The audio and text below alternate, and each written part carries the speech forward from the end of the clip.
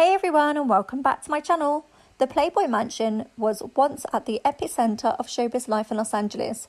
An invite to one of Hugh Hefner's famous parties was top of the bucket list for many people around the world. A-listers would sip cocktails around the pool with Bunnies, take part in tennis tournaments and hang with their fellow rich and beautiful people.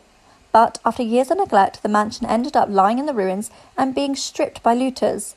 So what really happened to the Playboy Mansion?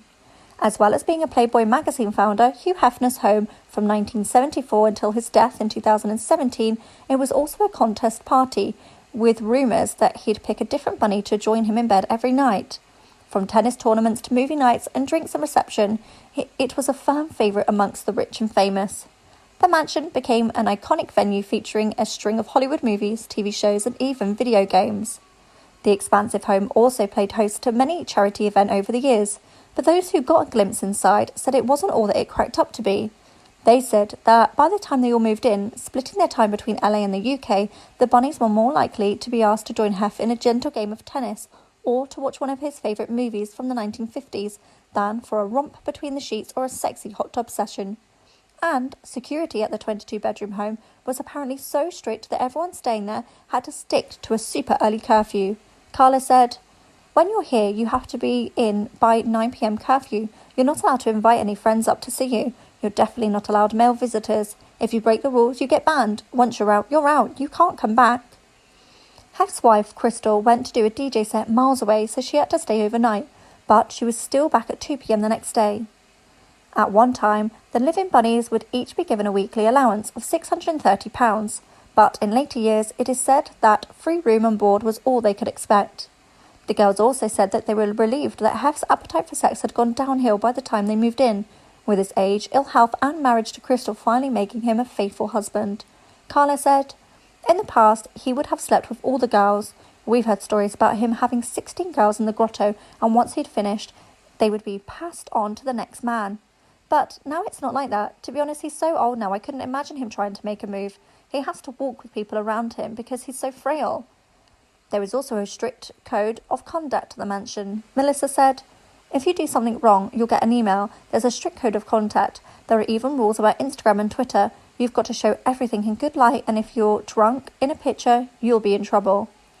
Hef had actually sold it the year before his death to billionaire Darren Metropoulos for $100 million US, but had been allowed to continue living there. And after he was gone, reports emerged that the house had been stripped bare, with looters taking everything from the pictures on the walls to the bedsheets and sex toys. A source told US magazine Globe, the bedrooms, even Hef's, were stripped of things like sex toys, gold-plated statuses, statues, used sheets and lingerie. Valuable art was snatched from the walls, with imprints of frames still visible. The mansion's famous grotto was also said to be left damaged, with pieces of rock chipped away from people looking for a souvenir. It's also been said that the mansion was very run down, with maintenance having been deferred for a long period of time. It's said the lack of work that had been done was partly down to the fact that Hef was so fond of the 1980s decor and didn't want to change anything. But last year it was reported that the mansion's new owner was going to give it a much-needed makeover, no matter how much it cost. Pictures showed renovations to the house's main structure getting underway and the pool drained and grounds being torn up. Mr. Metropoulos said in a statement that he'd told Hef about his plans long before he put them into action. He said, "I'm extremely passionate about the architecture and look forward to this monumentous opportunity to transform one of the finest estates in the country. As Mr. Hefner is aware, I plan to meticulously refurb the property with the highest quality and standards in mind." Since Hef's death, a number of his former partners and Bunnies have come forward with allegations about the speedy things that went on behind closed doors. Hef's ex-girlfriend, Sandra Theodore, who dated him from 1976 to 1981, has claimed that she was once walked in with him engaging in sex acts with a dog. She said on documentary series Secrets of Playboy, which airs in the USA on the A&E network, "I walked in once and he was, to my dog, to our dog. I was like, 'What are you doing?' He said, 'Well, dogs have needs.' And I said, 'Stop that.'" The former model added, "I never left him alone with the dog again. I couldn't believe what I was seeing."